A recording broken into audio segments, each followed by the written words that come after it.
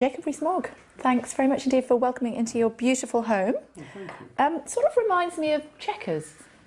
Oh goodness, well I've only been to Chequers once, and that was when Ted Heath was Prime Minister, when we were picking up my father who had a meeting with him, and as I was about 3 at the time, I don't have a very good memory of it.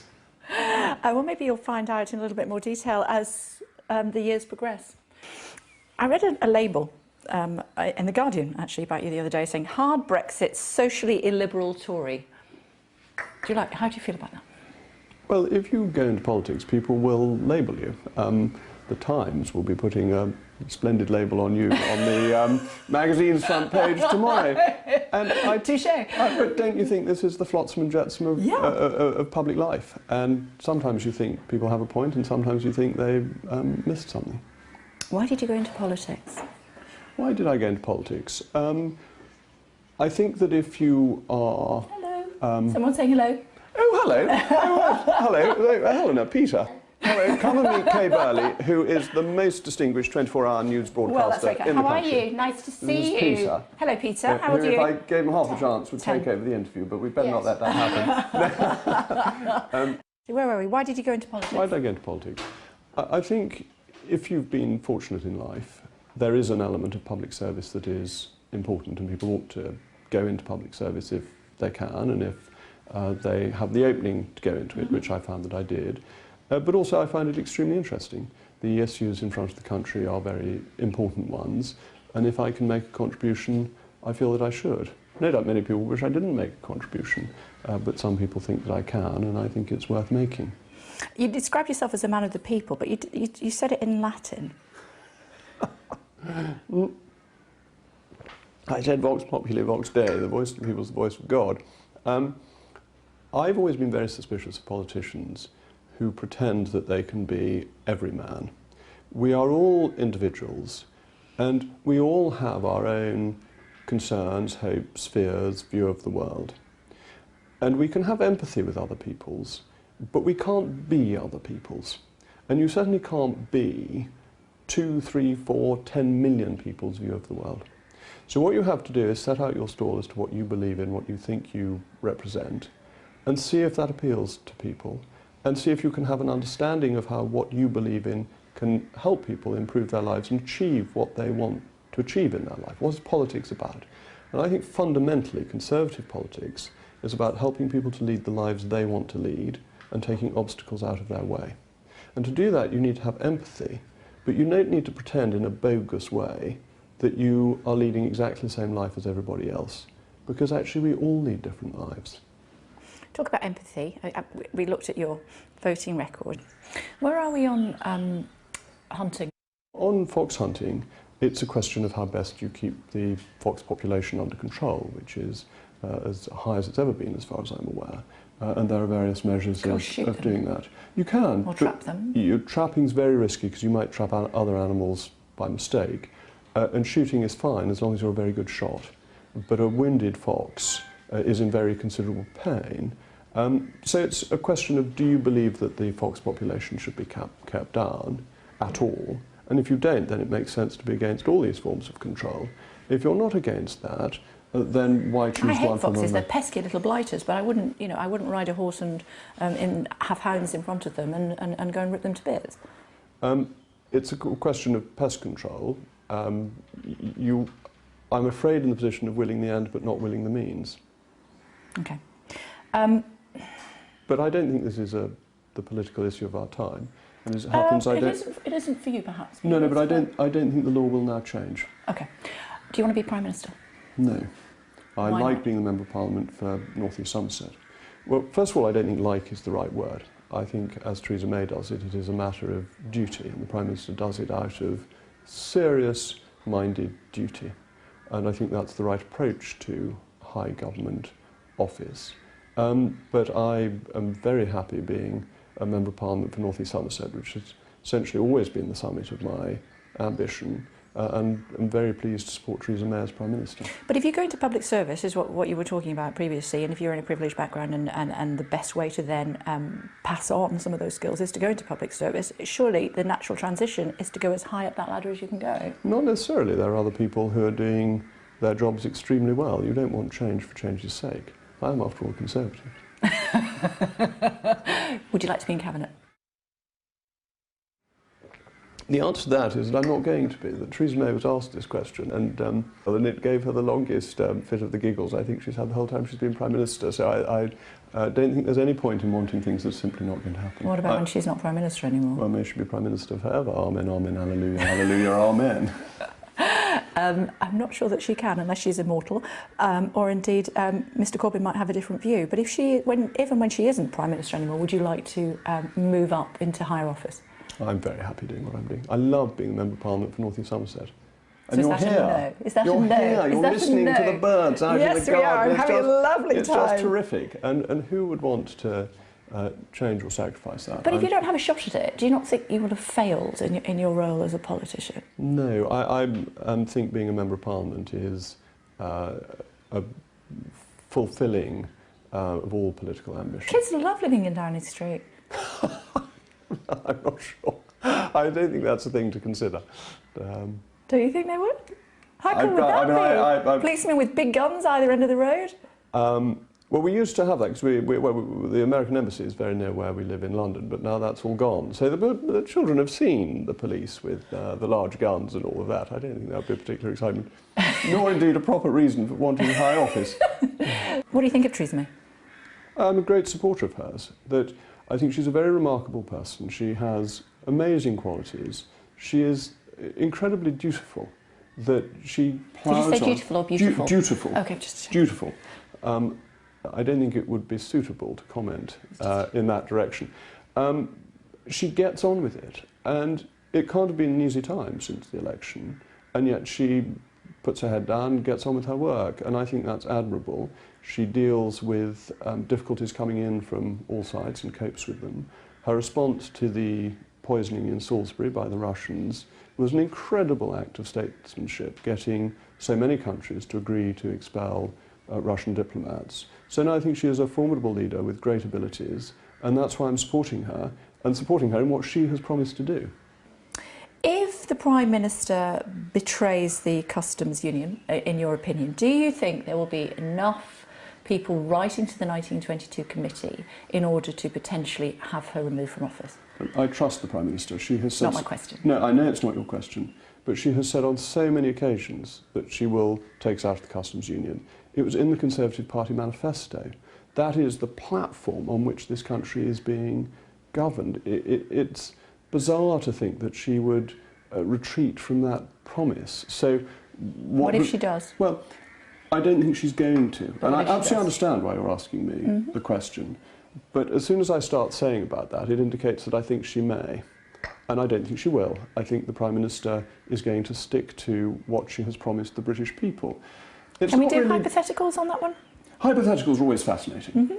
But I don't want to, in a hypothetical sense, give a hypothetical view that I hypothetically won't support the Prime Minister, who in fact I do support.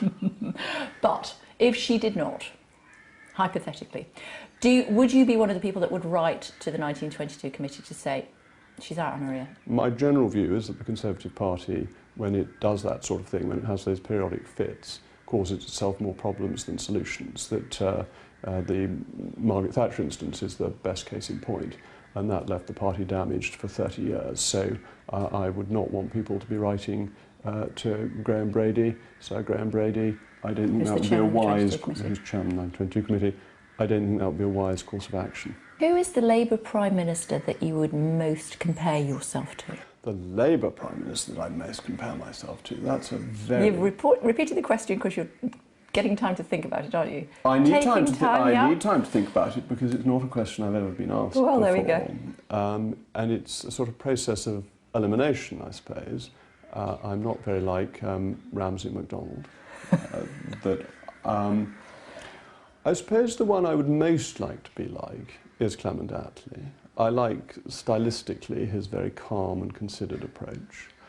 I admire the political skill of Harold Wilson, but you could view him as being a little bit slippery. Some people do. Jim Callaghan wasn't an enormous success as Prime Minister. Tony Blair I think Tony Blair out of office is the reason why one wouldn't want to be compared to Tony Blair even more than Tony Blair in office. Why? I think his post-office excursions and trips around the world to not the most savoury regimes on a profit-making basis has not enhanced his reputation. So he's lining his pockets in regimes that are inappropriate. Your words, not mine. No, it's a question as opposed to a statement. But I think that some of his associations are unfortunate considering the high office that he held. Which ones in particular? Well, some of the countries he's been inviting. But let's move on, because we have left out Gordon Brown, where I think... We're coming to him, I just wondered which ones in particular. The reverse is true of Gordon Brown. I think Gordon Brown has behaved with enormous dignity out of office. Whereas in office, one doesn't know, but he never gave the impression of really enjoying being in office. So I think I come down to Clement Attlee by process of elimination. Okay. Which of your principles are you most prepared to compromise? It's a really interesting question because it gets to the heart of politics. That politics is about recognising that the only point in being in it is because of principles, because of what you want to do. But that principles can run you into a brick wall in the end. So I think it's important to have principles, to set them out, to be clear to the electorate as to what they are, but to recognise that you cannot take your principles endlessly to their logical conclusion, because you may end up doing harm at the end of the process. When is abortion ever acceptable? It is never licit. What about when the mother's life is at risk? Then it's not a question of abortion. This is one of the common misunderstandings in teaching of the Catholic Church. The duty of the physician is to preserve life. And if the preserving of the mother's life means that the child's life cannot be preserved, that is something that may happen. And that can obviously happen if the gestation period is very low and the mother needs emergency treatment. There has never been any issue with that. It's one of those things that people misconceive the teaching of the Catholic Church. What about when a mother, again I'm choosing my words carefully just at the moment, what about when a mother has found herself in a position where she didn't want to be pregnant? I mean, that is obviously ignoring the life of the new baby, that there is a child then to be considered. The mother's life is not at risk under those circumstances. What about the will of the mother and the fact that she has found herself in a position where she has not chosen to be pregnant? She has found herself in a position where she is pregnant with someone who she might not even know. You've got to think about the new life as well as the older life. There are two lives, that's the point. Does your wife agree with you on that? You must ask my wife. Have you discussed it? Not in detail. Have you congratulated Ruth Davidson on her recent happy news? Oh, I meant to write to her. I haven't yet done it. I think it's wonderful news. It's absolutely joyous news, and I love the statement that was reported that she said she couldn't keep it secret because she was so excited she wanted to tell everybody, which is exactly what I felt when all my children have been on their way. And there's the period when you're not allowed to say, under strict orders, and I've always found that very hard. And when Ruth Davidson said that, I thought, I know exactly what you mean. I think it's a wonderful, happy news, and a new life always is. Potentially goes a little against your religious beliefs? New life is always good news. Potentially goes a little... No, it doesn't. No, you're confusing things. The Catholic Church is always in favour of new life. There is a new baby. This is wonderful news. A new soul. This is terrific. There is no problem with that. So now, you're going back to what happened to create that new life. That doesn't matter. There is now a new life, and that is of overwhelming importance and a matter of great joy. I read recently, as I was preparing for the interview, that you have been described as a member for the 18th century. Does that sting a little bit? I can't understand why people think I'm so modern.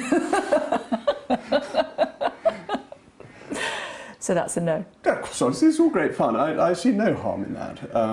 The 18th century isn't actually the best time of Parliament. It's a rather closed and corrupt Parliament at that point, with a lot of jobbery and appointments to friends and neighbours to enrich members of Parliament. Perhaps the glorious time of Parliament, the two best times, the 17th and the 19th century. Should Trump be allowed to address both houses of Parliament? Oh, look, our relationship with the United States is our most important foreign relationship.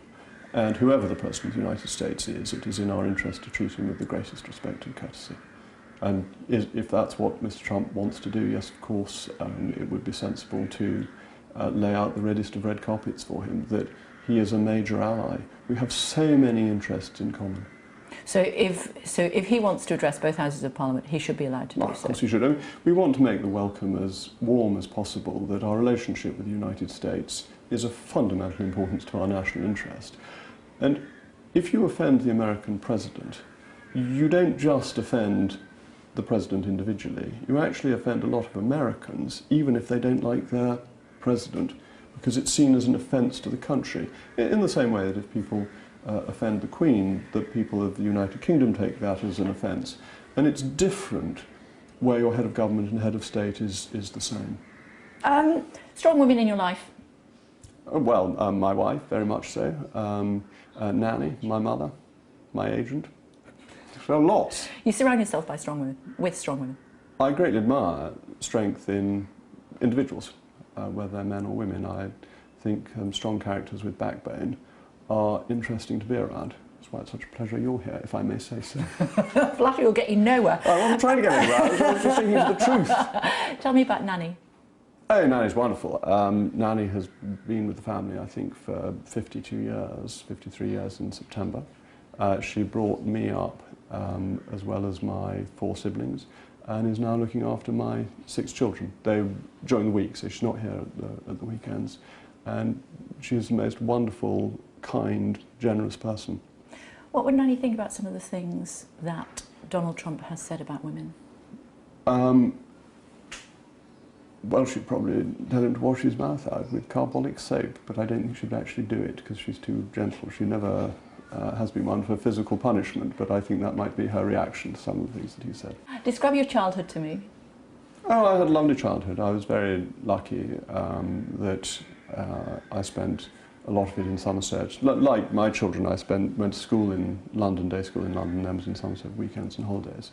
And so I had a really joyful childhood. Couldn't have been luckier. Is it true that in 1981 you turned up at the annual general meeting of GEC? Yes. Tell me what happened. It was long ago. I think I thought the dividend should be higher, and I asked a question saying that I thought the dividend should be higher. And? And the dividend wasn't made any higher, so it didn't have any effect. Did you see that as a body blow at the time? No, I didn't think they would respond immediately, but... Your father was on the board, wasn't he? He was, yes. But I had some shares in GEC, and I thought I had the right as a shareholder to go along and ask for a bigger dividend.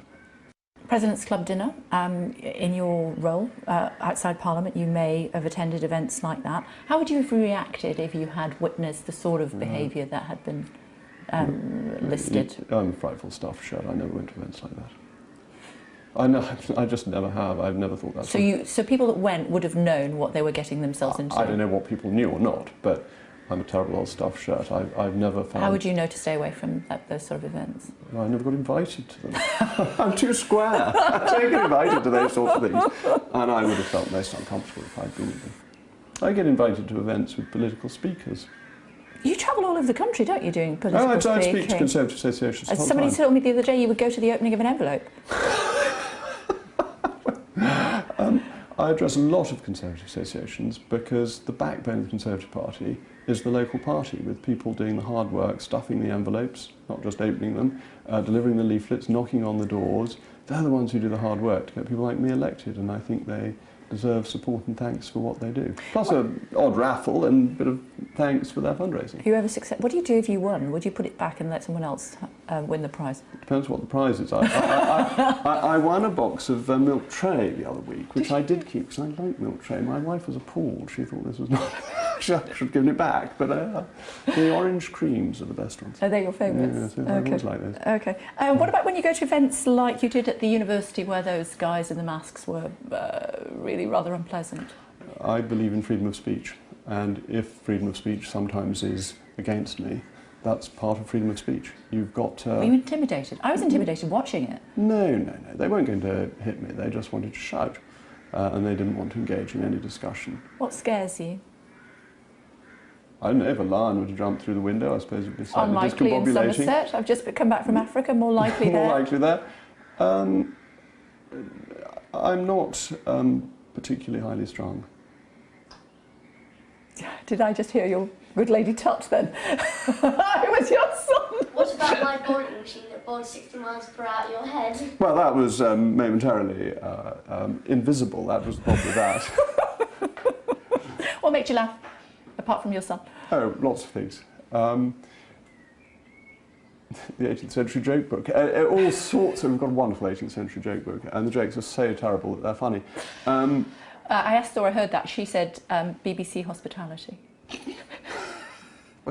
Yes, but they don't have any anymore.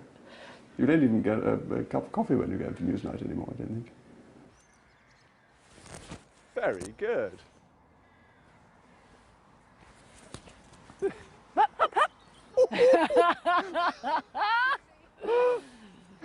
How do you relax with the family? Oh, very easily. I mean, Do you play board games? Do you play Monopoly, Trivial Pursuit? What do you do? yeah, we have been playing the Downton Abbey board game that one of my sons was given for his birthday. I get bullied into playing cricket by two of my sons, my two elder sons. My 2-year-old wants to go in the car and go up and down the drive and would do that all day long, given the opportunity, and hoot the horn. You're driving, you're going very far. Ooh. So there are lots of things to do with my children. I'm very lucky. I've got 6 wonderful children, and spending time with them is life's great joy. Quick fire round to end. Here we go. Lord, You ready? I'm never ready for these. They're Okay, always no impossible. help from the wings, okay? Chateaubriand or shepherd's pie? Depends who's made it. If it's Nanny's, cottage pie. But if I'm out, I'd rather have a Chateaubriand. Sweatpants or slacks? Neither. What instead? Proper trousers. Guacamole or mushy peas? Oh, neither. Both disgusting. Lidl or Waitrose? Depends who's paying. If I'm paying, it better be little. It's much cheaper. Beatles or the Rolling Stones? Well, the Rolling Stones, but purely because of Who Breaks a Butterfly Upon a Wheel, my father's piece in defence of Mick Jagger, which was perhaps the most important piece my father wrote. Tell us about it. Oh, Mick Jagger was imprisoned for a minor drugs offence. One of the Beatles was as well, though, as I remember. But I don't. And my father wrote a piece about this, and Mick Jagger was duly released. It was the late 1960s, and because of that association, I would choose the Rolling Stones. So this is not really a comment on their music, because I'm not fit to comment. Corrie or EastEnders? Neither. Dallas, if I have to, but that's a bit really? dated. I loved Dallas. Did you guess who'd shot JR before we knew? No, I didn't. Did you? Yeah, it was obvious. But then I'm a woman, and I would. Hell hath no fury like a woman scorned. Yeah. Trust me on this. It was Sue Ellen's sister, wasn't it? It was. Yes. Yeah. Karen? No. What was she called? No. Can't remember her name. All right. No, We'll fix that in the edit. Yeah. Sky News or a rival? Are there any rivals to Sky News? We'll come again. And what's your go-to karaoke song? I don't do karaoke. Do you not? No. I can't sing. I couldn't carry a tune in a bucket, but I would still, when I've got enough champagne inside me, I'll sing That's Life. Well, we better get you a Frank glass of champagne. Sounds like a great idea. Thank you so Thank much. you very It's a real much. pleasure. We will make America great again.